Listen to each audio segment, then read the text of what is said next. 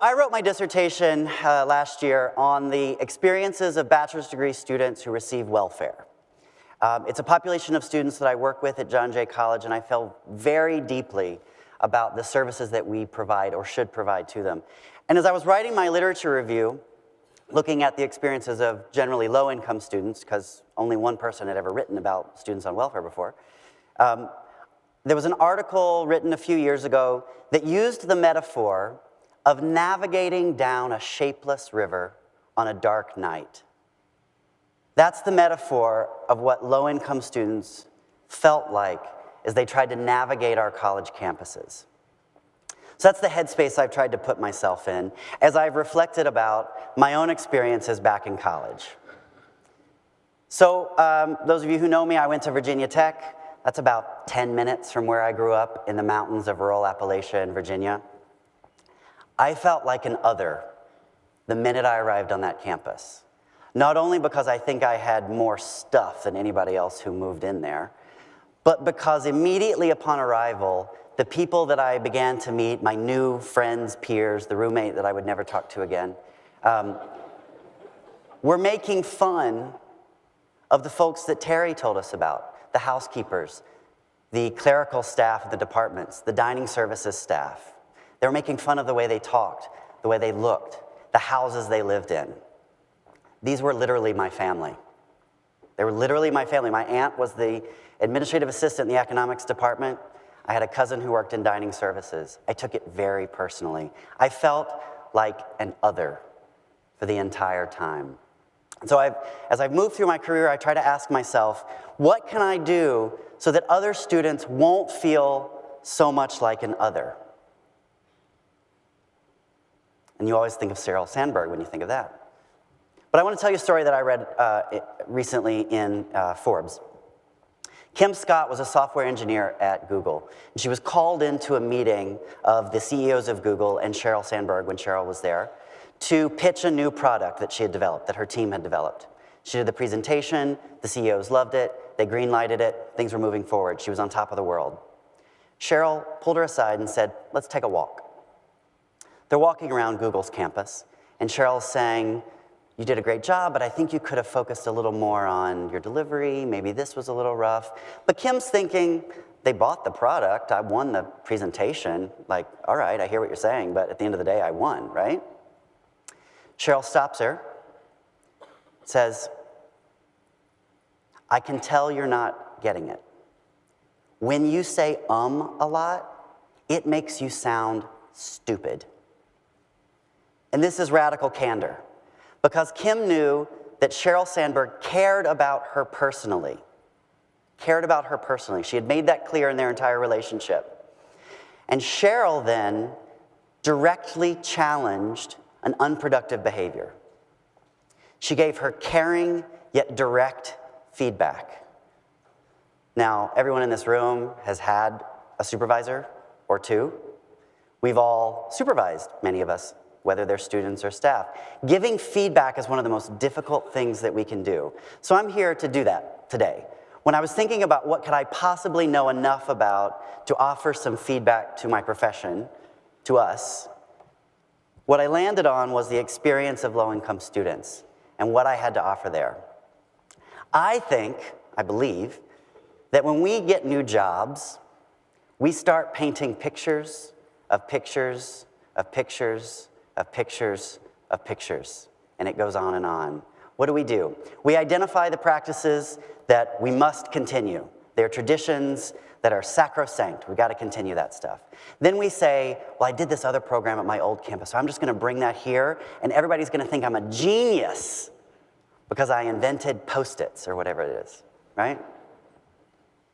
Then we go to NASPA and we hear about the cool program that someone else is doing, and we adapt that to our campus. We are constantly adapting and readapting programs.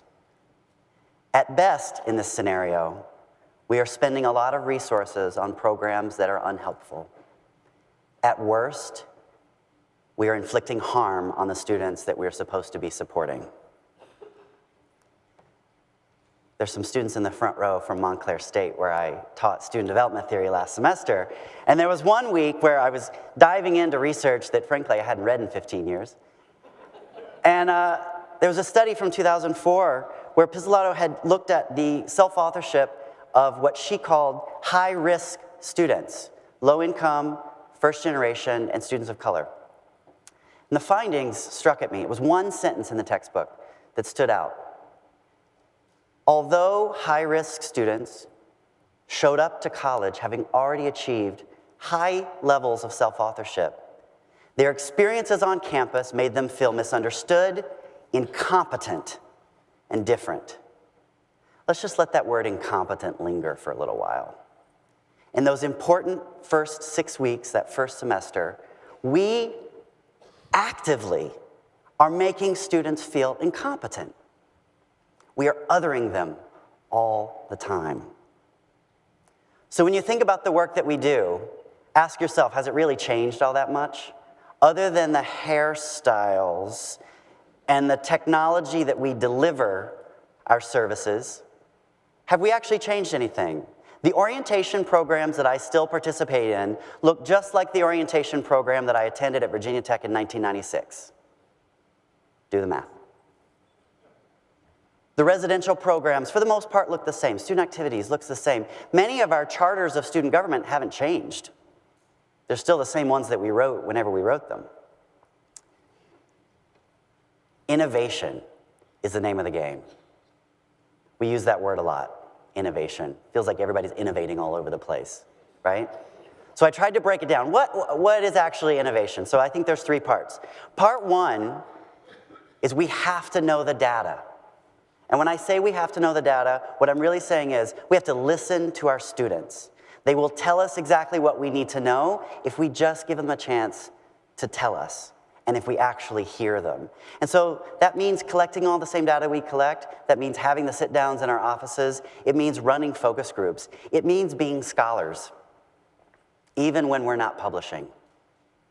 The second piece is, I'm going to drop an SAT word that I still remember. We have to extirpate bad practices. Extirpate means to tear up from the roots.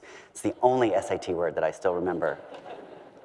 We have to tear up those bad practices and frankly not be afraid to destroy someone's tradition because your tradition is hurting me, right?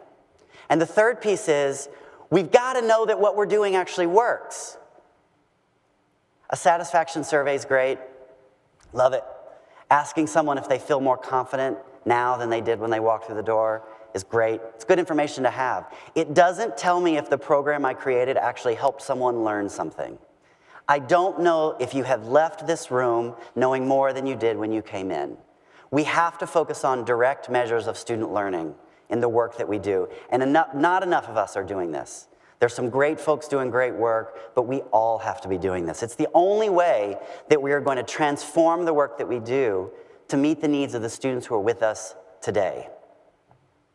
When you read the history of higher education books, when I read the history of higher education book, it felt like 400 pages were spent on everything up to 1850. I know a lot about Ivy League institutions. I don't know a lot about the students who are coming to campus today because it's our future, and we haven't written the book about the future yet. And that's where we need to be processing our thoughts and thinking. If I went back to college and said, okay, what program would I create to help little me showing up on day 1? It would be programs that said, all of you are coming to this campus from all parts of the state, and we're all different, and that's great. But you need to know that there's a core group of students who are locals as well. So let's get to know your local community. If I saw myself represented and celebrated in the work that was happening on that campus, I would have had a very different experience in the beginning. I love student affairs. I care about it very deeply and personally. Student affairs helped me find my voice. So today, I hope that I've been able to use my voice to challenge directly some very bad behavior in our field. Thank you.